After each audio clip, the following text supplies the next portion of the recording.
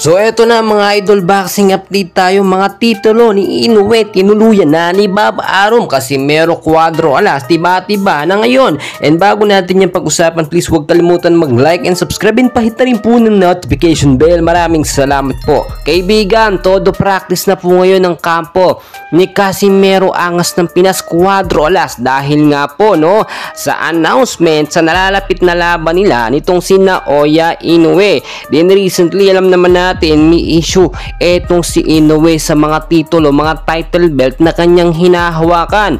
Once po kasi natumbanggi na naman siya dito sa magiging laban nila ni Casimero Angas ng Pinas, ay yung mga titulong hinahawakan ngayon ni Inoue ay posible nang mapunta or mapasa kamay ni Casimero Cuadro Alas. Mga kaibigan, yung magiging laban po hinihintay natin na pangarap na laban ni Casimero at na Oya Inoue finally ay matutuloy na nga po. And ayon sa ating nakuhang updates, hindi po ito mangyayari sa bansang Japan, bagkus mangyayari po ito sa bansang Amerika mga kaibigan. Do alam naman natin tutol dito at hindi sang-ayon ang kampo nitong sina Oya Inoue, pero wala na po sila magawa ngayon dahil yan po ang desisyon ng top CEO boxing promoter na si Bob Arum. Sinabayan pa yan nitong World Boxing Organization. Sa pagkakataong ito, tila na corner na etong halimaw ng Japan. Sinasabi natin na itong si Oya Inoue undefeated, pero sa pagkakataong ito 50-50 po yung kanyang kalagayan.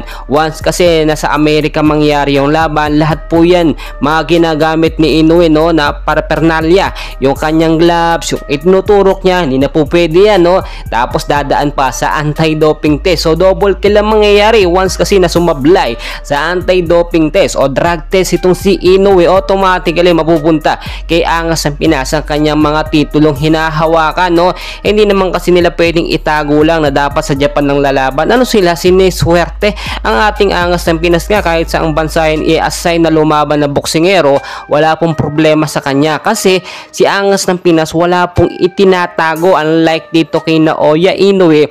Ang daming mekos-mekos ng mga tinatago. Yung ibang nagiging laban niya benta pa, kaya nga napapanatili nila yung title belt na hinahawakan ni Inoue. When matapos yan maimbestigahan ng World Boxing Organization, ngayon hindi na sila makatanggi, corner na. Kaya mga kaibigan, kung makikita po ninyo si Angas ng Pinas, todo ensayo na kitang-kita po yan sa kanyang mga Facebook post, sa kanyang FB page. At ito yung sinasabi natin na buhay na naman ang boxing sa bansang Pilipinas dahil nga posible na tayong makabawi sa sunod-sunod na pagkatalo ng ating mga Pilipino boxer dito sa Japanese boxer, halimaw ng Japan na Oya Inoue. Pero tapos siya dito sa tagatapos or tagapas lang ng halimaw na si Casimero Angas ng Pinas.